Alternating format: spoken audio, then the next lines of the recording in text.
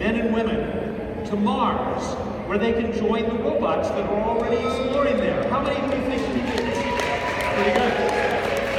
I am with you. I think you are too, Bill. Yes, there's a few people I'd like to send right now. Take that line again. I'm sorry you dropped out. I think your mic is not doing well. He's going to get you another mic, but try that line. This one's working, this one's on. It didn't. Maybe I'm lacking aggression.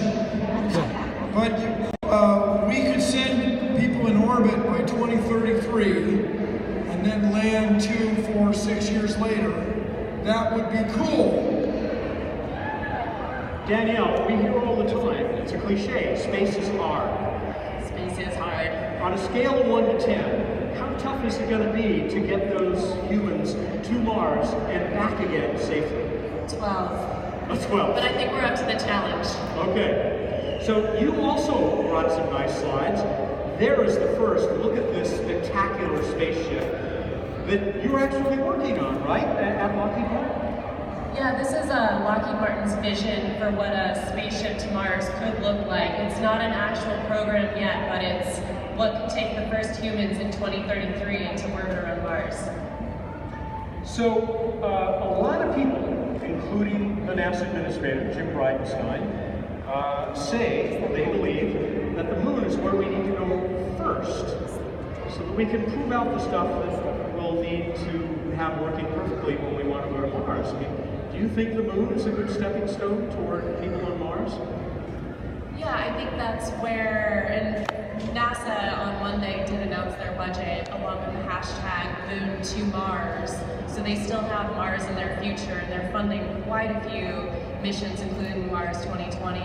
And so stopping off at the moon is a great way to start building up these elements. This spaceship behind me will actually need to be assembled in space, just like the space station. And the moon's orbit is a great place to do that. It's fairly stable. It doesn't come crashing back to Earth. Got one more slide that I think gives us a good idea of how important STEM and STEAM are to you. What's going on here?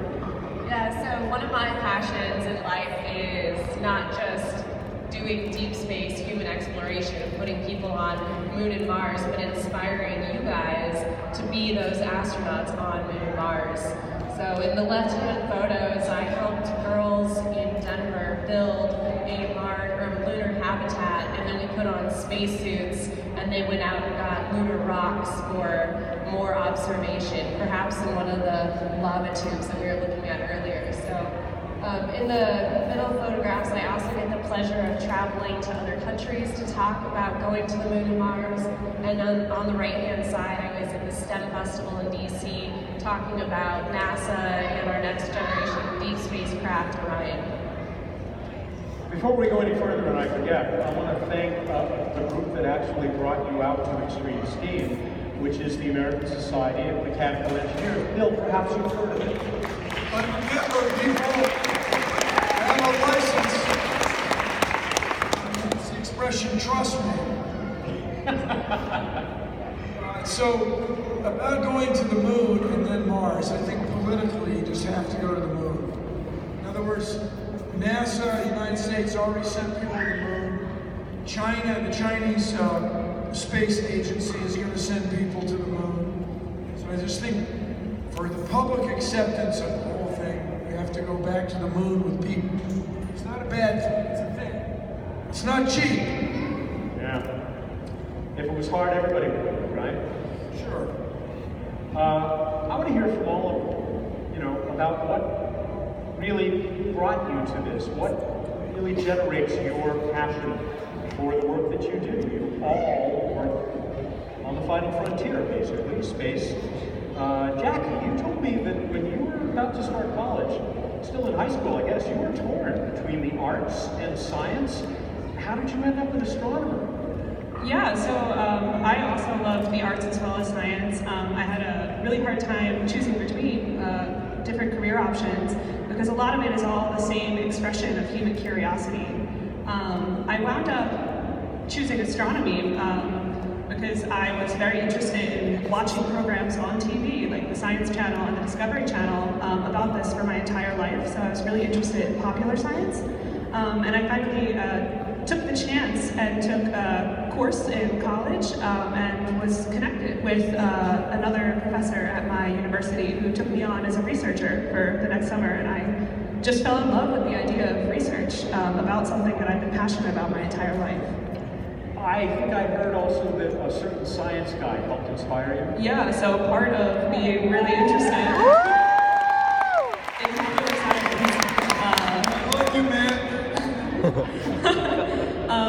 was that seeing Bill Nye and a lot of people who do the sort of outreach that he does on television really just had a major impact on me, and I think a lot of my peers. So thank you for everything that you do. Get out there and explore the world. Stop for a second. I don't think your mic's cutting out. You have to keep it close. Aggressive enough. That's it. Should he get another mic then? Yeah, it was cutting out. It's cutting in and out now. Cutting in and out. Watch your ears. All right. So we'll keep going. I'm going to throw a question to Peter. Peter, did you ever become a pilot? I did. I have a private pilot's license. But you do it for fun? I do it for fun. I have a flight planned tomorrow, actually. What is it about geology and Mars that kept you out of the cockpit of an airline? Well, so they're very different jobs in many ways, but they also have some similarities. So I tend to be very detail-oriented, and in a cockpit, that means following checklists very completely, making sure that everything is where it's supposed to be. And in science, that means thinking in a lot of detail about some things that can sometimes be very complicated, like the chemical data we get back from curiosity. So you feel the passion, duty, and joy, obviously, in your work. How do you share it? You talk about working with young people. Sure, yeah, so I don't do as much of what Bill used to do in the science guy shows. I do more of just direct teaching. So I work with high school students in Pasadena who are struggling in math or science, and I work with them on their classes and what they're trying to get right. So I work with just a couple of students per quarter, and we work on sort of the basic skills of math and science. That's really important. They form the foundation that lets you get to be a professional scientist. So if you're lucky and you're in Pasadena, you might just have Peter helping you out with some of the tough questions now and then. Laura, as the PI, the Principal Investigator for Mission, you pretty much have to nowadays consider the education and public outreach, the EPOs we call it, that would have to be a part of that mission. But I just kind of wonder, is it a distraction from the science and all the work it's going to take to shepherd a spacecraft into reality? I definitely feel that it's a recharging activity for me, so I spend a lot of time working on the mission, and then I think, do I have enough time to fit in, some outreach? I went to Comic-Con last year and talked to all the comic book fans about space, but when I actually go and do it, then I'm so energized when I come back that it actually helps me get all the work done that I need to do in order to see that the mission becomes a reality. Danielle, do you get that same kind of charge when you're out there with particularly young people? Yeah, I do, especially when I get the question, is NASA still around, or are we going to space? We're in space, but I really enjoy trying to inspire young kids with what's possible we could send people to asteroids. Bill, I was going to ask them, but I'll start with you. Why is space exploration something that we should care about? Because that's how we know the cosmos and our place within it. There are people running around on the electric internet that the kids use with their phone machines, claiming that the Earth might be flat. Just that anybody would think that is so, it's extraordinary.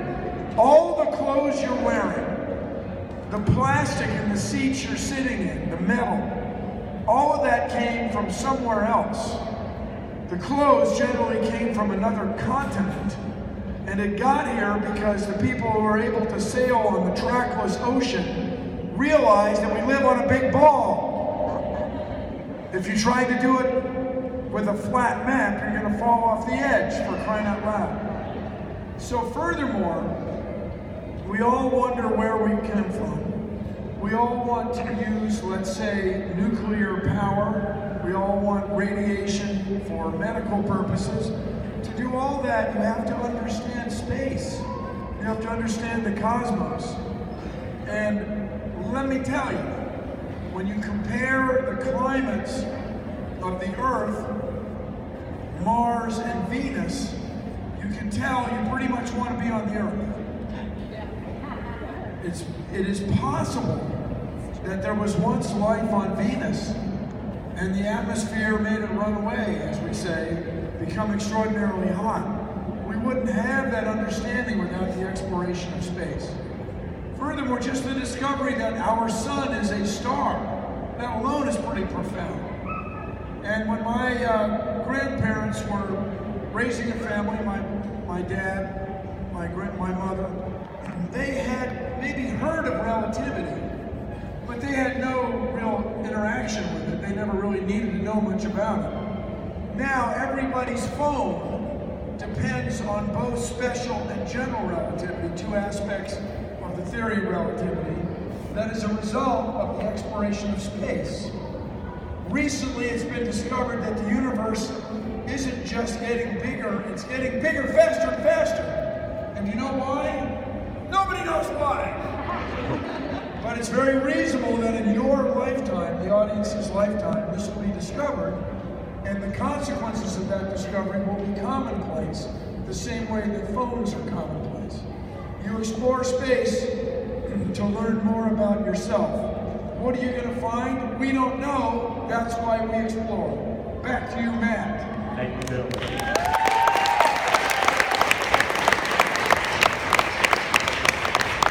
So, Bill may be the world's hardest act to follow, but I'm going to bet that each of you have also thought about this. Why explore space? Why do the things that all of you do? Anybody want to take that first, Laurel? Well, I always think about that there's these moments when the whole world kind of pauses, and a lot of times maybe it's the tsunami or it's a big earthquake or some, 9/11 happens, and for my generation it was a moment when everyone remembers. And then I think, okay, those are moments that are scary, but then there are moments in our generation and the generations before us when the whole world stops. And that's like the moon landing. Or for me, it was when we flew past Pluto and for the first time saw a planet that we'd never seen before. My career started when we flew past Mercury in 2009 and saw the other side of Mercury that we'd never seen before. And I just had a moment where I was saying, this is something that everyone pauses, but in wonder and in thinking, wow, the world is amazing and I'm so glad I'm alive and I'm so excited for the future. That's what I like about space exploration. Not bad. Anybody else?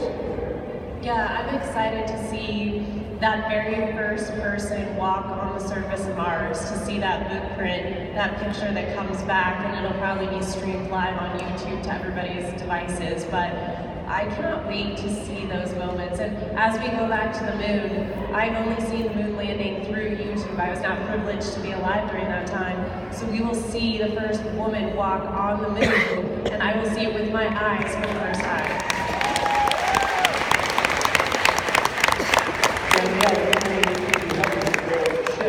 Would you take a ride? Would you go if you had the chance? Of course. I would go as long as I can come back. Yeah, I don't know. No, there's nothing to eat or drink or breathe. It's going to be an amazing place. You? Well, yeah, so I completely agree with basically everything that the other panelists have said. And I think that, especially for space exploration, which doesn't maybe have as much of a practical aspect, with the possible exception of deflecting an asteroid that could destroy the world. Which is something the Planetary Society cares a great deal about. Bill, I may let you talk a bit more about that in a moment. It's something to think about. But there's also the fact that it doesn't have to be useful, right? This is something that I think is very innate, and it's part of what makes us human, is that we are curious about what's out there in the world. Yeah, and let's build on that. Part of what makes us human being curious about what's out there, there's literally a whole universe of questions and a whole universe of planets out there, a lot like possibly our Earth, and a lot that are very different. And I really want to know what's out there. Bill, planetary defense. So we use this expression, planetary defense, to mean keeping the Earth from getting hit with an asteroid. It is, as we say, a very unlikely thing. Very, very unlikely. But if it were to happen, it would be a really bad thing. And so we made this discovery, as I mentioned earlier today. During my lifetime, people realized that the ancient dinosaurs were almost certainly finished off by an asteroid. And so finding them is the biggest challenge. As the hilarious expression goes, looking for asteroids is like looking for a charcoal briquette in the dark. Very difficult to find, but with the right instrument, asteroids are a little bit, ever so slightly warmer than outer space. So with the right infrared telescope, you can find them. But these missions have to be funded, the instruments have to be created, the scientists and engineers who understand it all have to be employed, and that's what the Planetary Society does, is advocate, U.S. Congress especially, to look for asteroids and coordinate with other telescope people around the world to keep an eye out for them. And so you don't take all of your tax dollars and put it in asteroid finding. You just make sure you're always looking for them, because one asteroid can ruin your whole, more than a day, really, your whole few centuries. My favorite is that, it's getting kind of tired now, but a few people haven't heard it. Why did the dinosaurs die? Because they didn't have a space program. Their space program sucked. The ancient, well, their arms, there was difficulties. I got another one that's really for all of you, because you've all been through this. I'm wondering if you have advice for any of the young people here in the audience today. We've got a couple of hundred at least, if not more, who might be considering following in your footsteps, just as you followed in the footsteps of mentors and teachers that helped to make you what you are today. I mean, what's the best advice you can give them? Laurel, start with you. Sure, so I often meet kids and they're walking encyclopedias about something, dinosaurs or planet facts or sharks or something. And when I was in first grade, I was a walking encyclopedia about solar system facts. And then what I realized is if I just kept learning solar system facts, then I could just know solar system facts for a living. So what I suggest to people is if you can find something that you love to read about and know everything about, just read and read and read and read and know everything about it, and then we'll find you very useful at NASA and JPL.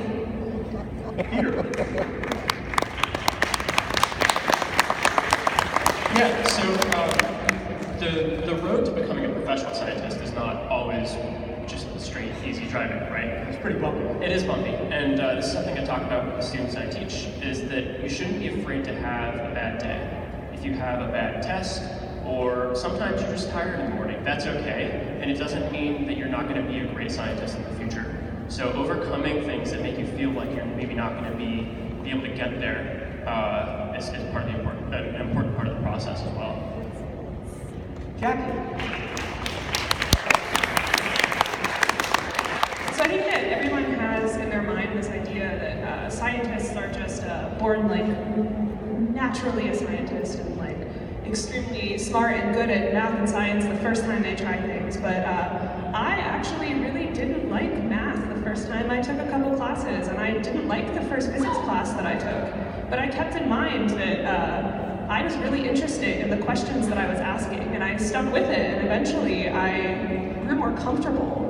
So I guess just don't mistake a lack of expertise when you first start something with not being good at it. Just stay at it. If you really like what you do, then you'll be good at it. And everybody here knows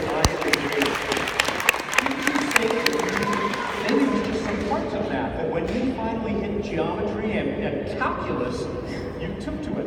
Yeah, I'm an extremely visual thinker, so the way that math was taught to me in elementary and middle school really just didn't click until I got to work on the math where I could see a picture that related to it, and that's what really clicked with me. So you really just have to stick with things until you find the thing that works, and it'll it'll work out for you.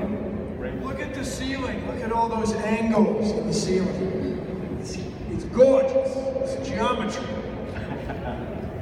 In this big old hall at Fairplex. Danielle, it's your turn. Any advice?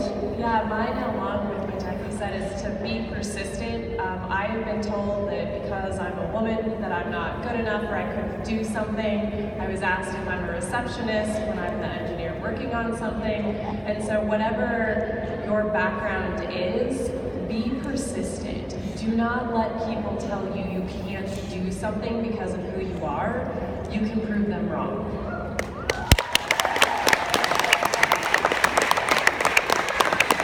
I'm disappointed to hear, even from you, your generation, one beyond myself, I won't speak for Bill, that you still ran into some resistance.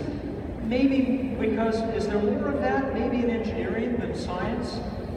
I think it's in a lot of professions. It's in the arts, it's in the culinary field, it's in the sciences, it's in engineering. I think it's everywhere, and it's not just male and female discrimination or biases, it's also cultural, it's background, so I think it's pervasive throughout, and it just depends on where you live and where you work, and you'll find it in different ways.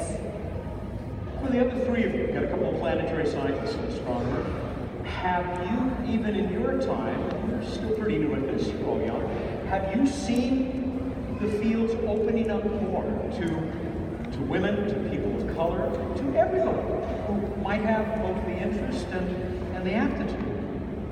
And from my perspective, absolutely. My experience in the planetary sciences has been, you kind of arrive and, maybe the people might look at you like, oh, you're a very young person, I wonder what you know. And then you kind of show them a bunch of knowledge. And then they say like, all right, we can work with you, let's go explore the planets. And so I found that, as soon as you start saying like, I'm ready to help you guys go to space, and then everyone's on board with that. And I found it's been a very positive experience for me. Peter, I don't know if you personally face this, maybe you have, but you may have seen it around you. Yeah, well, so I'm very lucky, right? I'm in a position of great privilege. I come from a family of scientists. I am a white male. You do see things every now and then, obviously. I think to the original question, things are getting better. We still have a ways to go, but things are improving, and I like the trajectory that we are on. Jackie? Yeah, I think I'd agree with that sentiment, especially because now that people have been fighting to have women and people of color in these fields in the past, there's now a community of us who are all fighting to make it better for everyone that comes after us. So. Yeah, we've seen that certainly in planetary science, where the percentage of women in planetary science has been climbing steadily. Half the humans are women and girls. Let's have half the engineers and scientists be women. Why not?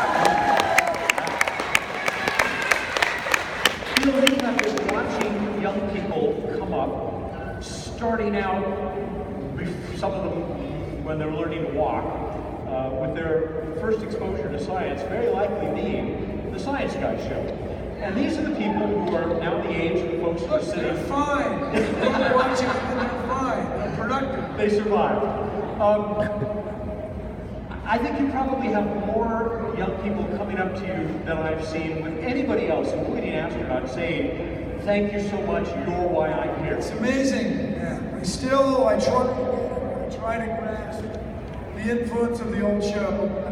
It was big.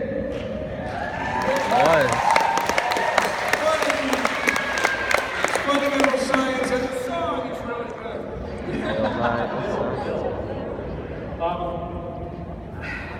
We've got a few extra minutes. I want to hear about where you think you're going in your personal careers. And I can take a good guess at some of them, like in your case, Laura, where you're hoping it'll go. But also where you hope that your field is going to be going, let's say over the next 10 years. Things are changing so fast. Laura, we'll come back to you to start. Sure, so in the next couple years, as a field, I'll start with that question. We have a lot of exciting things going on. Right now at JPL, we're all really busy on the Mars 2020 rover. And we're really busy on Europa Clipper, which is a mission that's going to go to the Jupiter's moon of Europa. And so we see this every time we send a spacecraft anywhere, to Mercury, to Saturn, and now we're going to send a spacecraft to Europa, we are just totally astonished by whatever we find. We think after we've seen enough planets and we know what we're looking for, but all of us were completely astonished by the surface of Pluto. We had no idea it was going to look the way it looked. And so I think as we go through kind of during the 1980s, Voyager went through the solar system, 1970s, and showing, okay, this is the first cut of what all the planets look like. And now we're going through it the second time and digging way deep and saying each one of these is a totally different world. And so that's where my field is just, it's really exciting to be a planetary scientist now because you feel like you're still at the beginning and there's so much stuff that people don't know. For me personally, I started out working on Mars and Mercury, and then I started going towards the moon because I realized the moon is really the place where I needed to go to look in lava tubes and answer my questions about caves. And so I hope it's such a fun experience to try and do a proposal because NASA puts out a call and says, everyone give your best proposal, and everyone proposes things from Venus or the moon or the outer solar system, and every single one would be fundamentally changing our view of science. And so you kind of put out your little idea like, oh, I hope you'll consider me, please, NASA, but you're just so grateful for the chance that they actually will consider you as an idea and you could fly into space. So I don't know what's going to happen with Moondiver, but I hope in the future I'll be able to work on more missions and just be right there at the forefront of exploration as we continue exploring Mars and beyond. And you certainly are doing a lot more than Moondiver. I mean, you're the deputy project scientist, I think, for Mars Odyssey, the Mars orbiter. Yeah, so Mars Odyssey is one of our oldest spacecraft. It's the oldest spacecraft that's currently in orbit around another planet. It's been there since 2001. We called it Odyssey 2001. And it's just a pleasure to be on a team where they've had a working spacecraft in space for so long. They know everything that they're doing. And when I look at my own sort of baby mission, trying to grow up and maybe someday be like Odyssey. And so we actually recently printed out Odyssey had made a whole map of the surface of Mars, and we printed it out the size of a basketball court, and we laid it across a basketball court, and so now we have this map that goes from school to school, and people can walk all over Mars. And the guy who made it, he said, you know, if we printed it out full size, it'd actually be the size of a football field. So now we're getting together some money. We're going to try and print it out the size of a football field. That's a little more A for arts and STEAM, I would say. So before we move on, what's the next hurdle for Moondiver? Well, so Moondiver is part of a contest called Discovery, and so the deadline is in July. We're writing the proposal like crazy right now.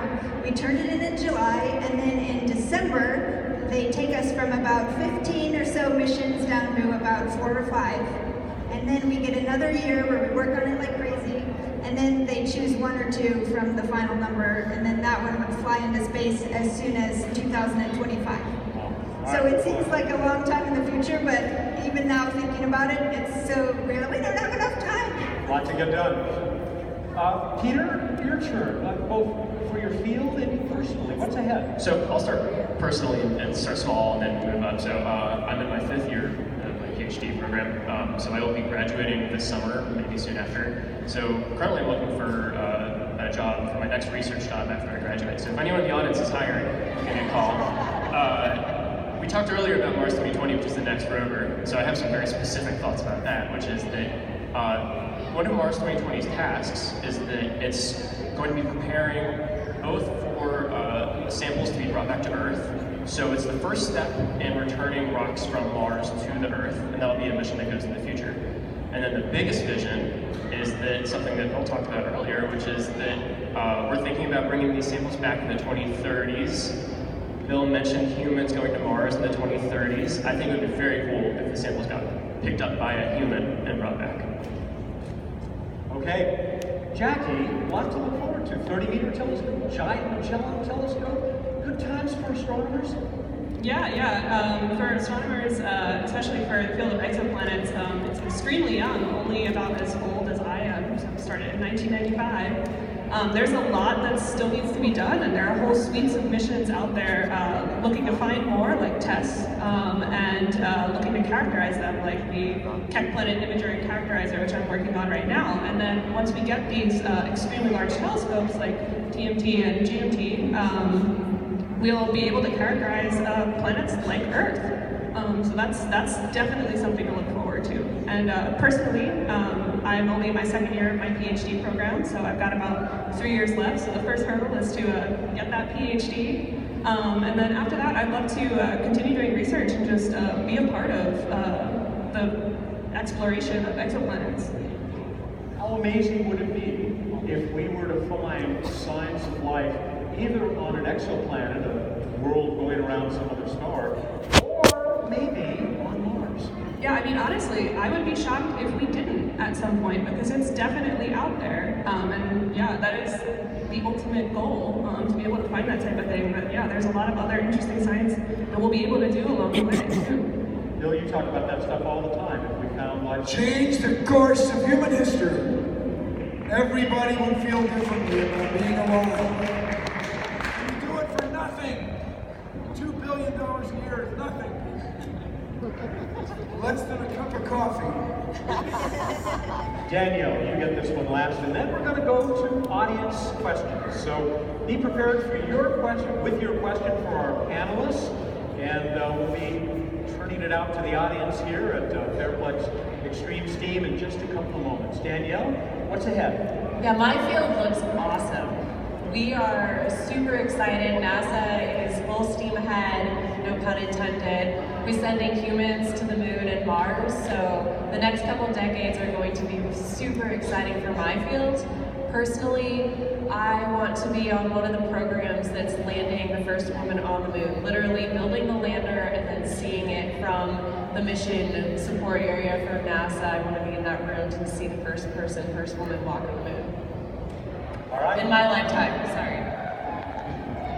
Well, let's go ahead and turn to the audience here at the Planetary Society stage at Extreme STEAM. Raise your hand if you've got a question. We have a couple of people with microphones. I think we're going to start all the way over here on that corner. Yeah, you who just stood out. Hi there. What is your name? Oh, my name's George. Shout out there. What's your question? Wait, sorry, I got to record this. Hi, Bill. Or William Stafford. Okay, anyways, I have a question for you, Bill. What gave you an interest to have, what inspired you to have an interest in the field of science? What got me interested in science? Yeah. Rockets, airplanes, bicycles. Awesome. And then, you know, I spent a lot of time watching bees, honeybees. They're amazing. They are so cool. If you haven't sat and watched bees, do it this afternoon. Just how they fly is amazing. Their social organization is amazing. And how they make honey is just amazing. Did I say amazing? So that's why I wanted to work on airplanes.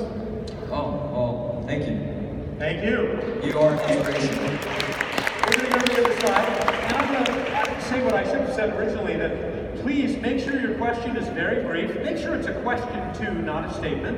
And we really like to concentrate on our four panelists, because remember, those of you who are here at Extreme STEAM, Bill's going to stick around after the end of Planetary Radio Live, and he will be here to take your questions all by himself. So everything that you have for Bill. Anybody on this side? Somebody, there's a hand up. Well, there's a hand up in the front here as well, if you want to do it closer. Hi there. Hi, what's your name? Roberto. Hey, Roberto. I have a question. What do you all think about Elon Musk? I think he's inspirational for the next generation of engineers, and he's asking hard questions and figuring out how to help us take one step further along. So I appreciate his inspiration to the next generation of engineers and explorers. Anybody else? Laura? Yeah, I think Elon Musk is awesome. And I went down to look at the launch. There was a launch kind of recently, I guess in October, and it went across the sky and then formed this giant, like, colorful nebula or something. And I'd seen the eclipse and it was the most amazing and mind-blowing thing I'd ever seen, and I thought that was going to be the most amazing thing I will have seen for the next 10 years. And then suddenly this rocket launch came along and blew it out of the water. I was just so astonished. So anyway, I just think Elon Musk is just pushing everybody forward, which I think is great. And the Planetary Society is especially indebted to Elon and SpaceX for good reason, Bill. Well, a couple of reasons. He's going to fly LightSail 2, our second LightSail spacecraft, any minute. The batteries are charged up, the clock's running as soon as the rocket's ready. And he was on the board of the Planetary Society for quite a while, and he's still very supportive, but he had to recuse himself. But he's a big supporter, so way to go, Elon. Let's go back to the other side here. There's a young man right down here in the front, right on the aisle. Yes, you, hi. What's your name? My name is Owen. Welcome. I have a question for all of you. What is the estimated quote for the cost of sending humans to Mars? And how much fuel do you think it would take to take them to Mars and bring them back? Danielle, that sounds like that's right up your alley there. Yeah, the cost part, it's a lot. I mean, it's going to be an international effort. This time the U.S. can't fund it alone, nor do we want to, so it'll be truly an international endeavor. I can answer the fuel question because I can't predict what prices will be in 2033 as easily, but roughly 80 metric tons of fuel if you're using cryogenic hydrogen and oxygen. Okay, we'll come back over here. Somebody, I see people pointing right in the middle of the crowd back there on that side. Thank you. Our great volunteer is rushing over there. Hi, welcome. Hello, I'm currently a mechanical engineering major, and so I'm wondering what kind of steps could students take to work in this type of field in the future? Sure, Laurel. Specifically for JPL, we have a couple different internship programs. So we have internship programs for high school students, for undergraduates, and for graduate students in mechanical engineering, robotics, science, everything you can imagine. So you can go to our website to look at all that stuff, but any sorts of internships you can get where you can get real life experience working on space projects, it's really valuable. Yeah, so this maybe falls into the advice for people looking for what to do in the future, but don't be afraid to ask your teachers what the next step is. So ask your professors what they think you should be doing to get you to the next level, because they will know, they will be able to help you. They generally want to help you. And as an undergraduate, you can also go after things that are funded by the National Science Foundation that are called Research Experiences for Undergraduates. They're all over the United States. I did 2 of them. They really shaped who I am today and how I got here. So I would definitely recommend looking for those types of opportunities in addition to internships. Great, thanks, Jackie. Well, let's go back to this side. We have time for 2 more. There's a young man right in the front here. Yes, you. He's thrilled. Hi, what's your name? Bill? So, Bill, why did you start the show? Like the original, why Why did I stop the show? Well, we did 100 shows, and the people who paid for it, that was enough for them. We did, Saves the World, Bill Nye Saves the World, and Netflix bought 25 of them. They haven't chosen to buy anymore. But we'll see. And I am working on a podcast, Science Rules.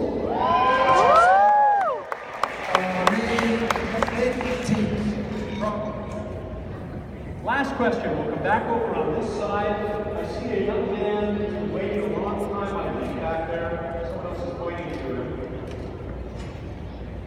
Hi. Remember, we're going to stick around. Bill will stick around, and we'll be able to take some more of your questions after the end of the show, at about 3:30. Hi. Is this?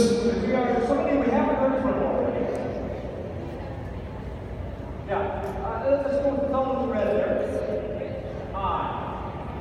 What's your name? My name's JD. And what's your question? Well, me and my friend came up with this question. I love this how they all scripted it. They have them on their smartphones. Yeah. Me and my friend came up with this question. We asked, after we get humans on Mars, what would our next space step? What would be our next step in space exploration? After Mars. Wow. There's a whole universe. Who wants to try that? Jackie? Well, there are a lot of moons in our solar system, I guess, that we could also look at. There's Europa, which has a lot of ice on it that would be really interesting.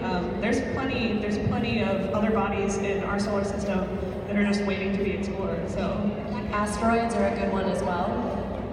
Laura, you already mentioned it. Bring that up in addition to whatever else you want to say. Yeah, that's right. So there's lots of exploration of Europa. Another really interesting thing that people have talked about for humans is to try and go to Venus. And so Venus is horrible down on the surface and nobody would want to go there. But then in the atmosphere, it's actually not too bad. You can get to a level of the atmosphere and sort of float there in your spaceship. So if you've seen Star Wars, like a Cloud City-like sort of thing, that's what people have been thinking about. I'm going to violate my own rule and we'll do one more because I know there's a young woman right back here on the aisle who was here this morning and is looking forward to participating. Yes, you. And we'll just wait till the microphone gets over there for the radio audience. We're all interviewed out. Hi, you will be our last question for the panel. Welcome. Hi, my name is Caitlin, and I have a question for Bill. I want to know who would you say most influenced your love for science? I missed it too. What was it? Who influenced me the most? Well, we don't have to pick one. Mrs. McGonigal, Mrs. Cochran, Mr. Lawrence, in 6th grade, Miss Barnes for algebra, Miss Rushka for chemistry, Mr. Lang for physics, and then, Carl Sagan was a big influence on me. But by then, I was almost a grown-up. I was like as I was. So you never know who it's going to be that gives you a nudge. Another guy that was very influential for me was Don Herbert. Had a television show called Watch Mr. Wizard. And he was a big influence. So I take it, maybe you watch the Science Guy show? Right on. But listen to Planetary Radio. That's what you should be doing. Anyway, thanks you guys. Thank you, Bill. Thank you, everybody. Great questions. We're going to need to let our panel and Bill go. Remember, Bill will be back in a few minutes for those of you who are here with us in the audience. Please stick around because we're not done. We're going to have What's Up with Bruce Betts, the Chief Scientist of the Planetary Society. I guarantee fun. And you might win yourself a rubber asteroid. First, though, we're going to bring back the Amoeba People, our great band. They've got a very special number for you. You just heard Carl Sagan mentioned. How many of you know who Carl Sagan was? Well, he was also a founder, one of the 3 founders of the Planetary Society, and an early supporter, I think, of the Science Guy, and putting the Science Guy show together. So that will have a lot to do with what you're about to see from the Amoeba guys, the Amoeba folks, the Amoeba People.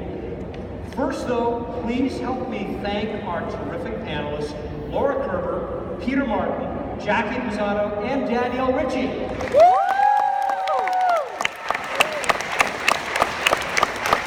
And Bill, thank you very much for being part of Planetary Radio Live. Absolutely. We'll be right back. Ladies and gentlemen, here are the Amoeba People.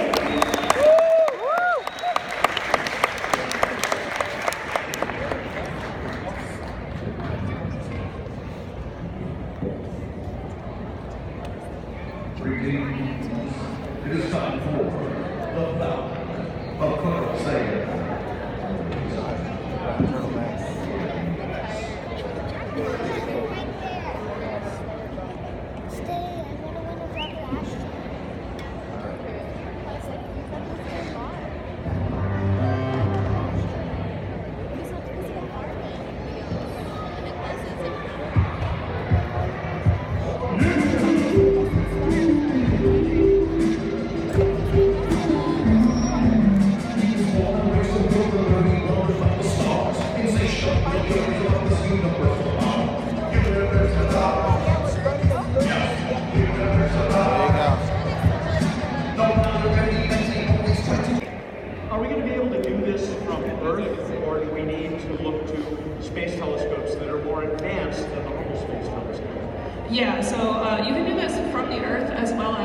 with space-based telescopes. So the instrument that I'm working on is going to be mounted on the back of a telescope in Hawaii.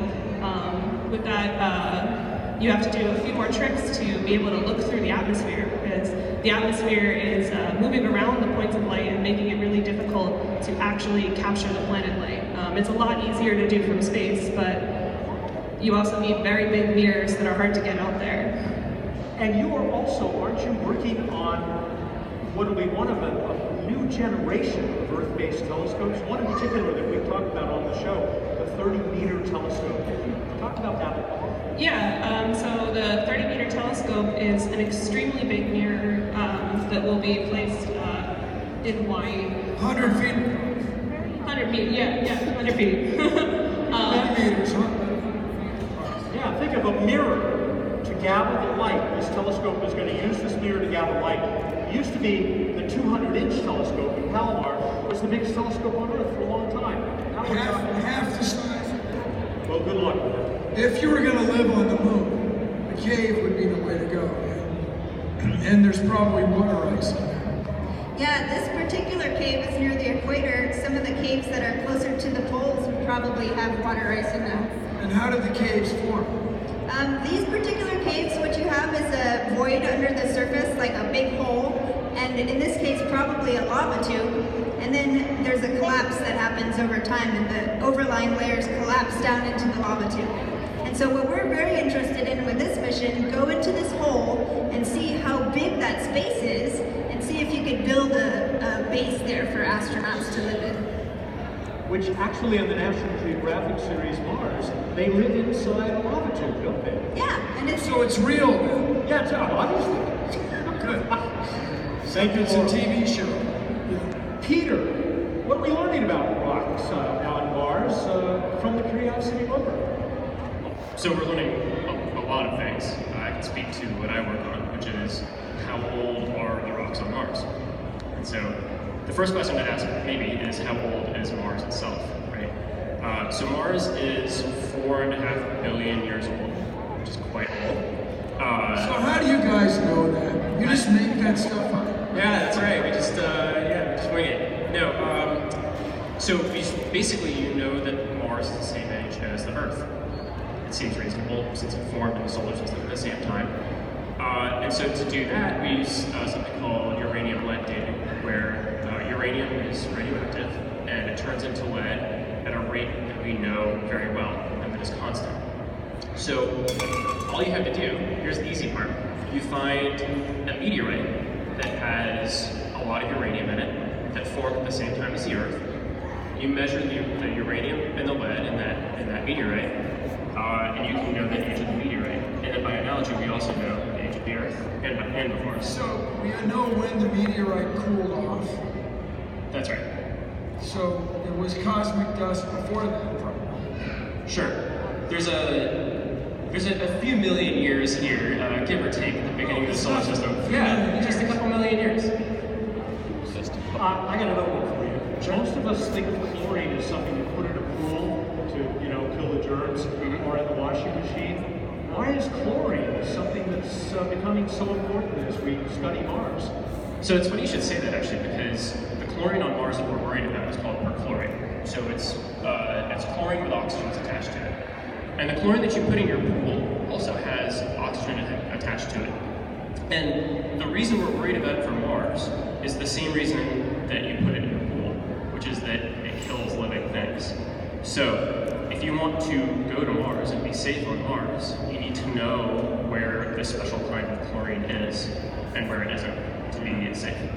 And isn't it true that if you just dig down a little bit, you can get below that nasty stuff? That is a very good question, and one that we don't have a definitive answer to yet. That's something I'm working on right now. So how are you helping with the next Mars rover? One that we still call the 2020 rover. It hasn't been given a pretty name yet. Who knows, maybe one of the young people in this audience will help give that next rover its name, just like they did Spirit, Opportunity, and Curiosity. That's right, yeah, so there will be a naming competition for the rover. Personally, I like 2020 a lot because there's a specific window where you can launch missions to Mars, and they come around every 2 years. So by calling it the 2020 rover, we make sure we are going to launch in 2020. personally, I'm involved in the 2020 rover, working on some studies figuring out how there's a bunch of different instruments on the rover, and they'll all work together in different ways, and they can tell us different things about the rocks. My job is to figure out how they work together best, and what... Paying attention, we turned around and the dust devil hit us right in the face. You've got more stuff, including a little bit about that project that I already mentioned to the audience. Tell us, what is moon diving? Well, so after I had been traveling the world for many years, I decided what's the one place I haven't been, and that's obviously outside of the Earth and to the moon. So I started planning this mission to the moon. This is not a mission that actually exists, but it's an idea, and we're trying to get NASA to see if they want to accept it. So we've been working on it. So in 2009, they discovered these pits in the moon. They're enormous pits in the moon. You can fit a whole building inside of that pit. I like to say you could fit, if you had acrobatic giraffes, you could fit 20 giraffes standing all one on top of the other. And the top giraffe's head would just peek out of the top of that pit right there. And so if you look at that arrow on the side, if the arrow, the very tip of the arrow would be the size of a person. Just a tiny, tiny person sitting at the edge of that pit. And so here I show there's a star showing the place where the pit is on the surface. It's actually not too far away from where the Apollo 11 astronauts landed almost 50 years ago. And so this is an image of our rover, which is a very extreme terrain rappelling rover. And it's kind of like a mountain climber. It goes right with a rope and it goes down into the cave. I think we got a better shot of it. Nope, we don't. So when you say not very far, on your Apollo 11 missions, how far is not very far? It's still a couple hundred kilometers, but it's actually at the They same. didn't almost end up in a cave. Right. Yeah, that would have been pretty funny if they just missed it. Was he in a wet? Is that a version of it? Yes. So we made a prototype of the rover. We're kind of preparing a lot to see is this mission even possible, and what would we have to do, and what kind of engineering would we have to do in order to make it possible. And so here's an example of the rover. We took it out into the field in Arizona, where there's some really enormous pits, just like we see on the moon. There's some pits in Hawaii, there's pits in different parts of the country. So I continue my travels by trying to prepare ourselves to go to the moon. So there's a picture of me in a lava tube waving. That was in Utah. And That's that one that's making a lot of people. Right, so that particular tube is called the button crawl, because as you're crawling along through it, it takes all the buttons off the front of your shirt. And then we built a little wall there, and we practice on the lab going up and down walls as well. I'm going to back up one, because this is a pretty interesting slide. I didn't know that we would also be dealing with issues of fashion. I guess it puts the A in STEAM, right? Yeah, so I figured this is a STEAM fair, and in my moon diver project, I wanted to make sure people sort of engaged both on the science side and on the art side. And so people have been thinking of songs about moon diver, and we thought of, well, how can we make a really cool moon diver fashion statement and a moon diver jacket? And so if you ever wanted to make a moon diver jacket, what I say is you should just take whatever the coolest jacket is that you have. There's one right here, but it's the next one. I'll show you. And that's what I did here. I just found the coolest jackets and I could find the internet, and I put moon diver on them. Fine. And I'm gonna ask the security guard.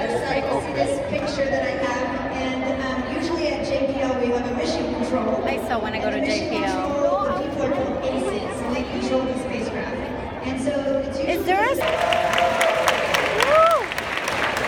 Let's go closer. Let's open over there. Want to get closer? There's still over there. Oh, he's gonna talk. Come on, let's go over there. Welcome, Danielle. Okay, let's start with this. What is bioastronomics? It means living things in space. Which is pretty Well, cool. we're in space and we're living. I love all of you. There we go. Let's start talking to some of our other panelists who already brought some slides. And I'm going to go to the very first one here. It looks like you've been to a lot of places. Tell us about this. Yeah, so my job at NASA JPL is that I'm a research scientist, and a big part of my job is that I travel around the world and I go to the places that are the most alien-looking places that I can possibly find.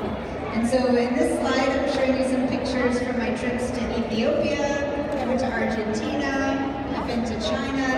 picture of me right there from Antarctica. And so I basically, the more alien and strange it is, the more likely. There are two over there. Let's go in the front. Let's go. Let's go. And for that, actually, takes you to you. You run along some slides. And I'm going to say that I think the first one is, Matt, we have a hovering oh, she is here. Is she backstage? We're going to back her again. Our show is that the only people walk here. I'm going to go back. Let's get going. Anybody is looking there. But how do we learn about planets that are so far away? Well,